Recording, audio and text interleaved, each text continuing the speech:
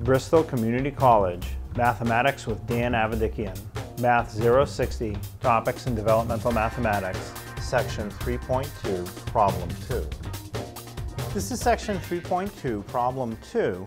It says use the symbol less than, greater than, or equal to make a true statement. And we have two numbers. We want to see if one is larger than the other or if they're equal. We have 2.44 and 2.441.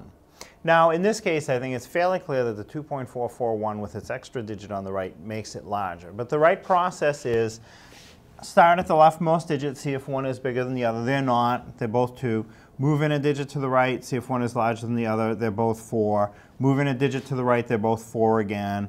Move in a digit to the right. Now, one number has a 1. The other number has nothing. So that's really how we want to verify that the 2.441 is the larger value.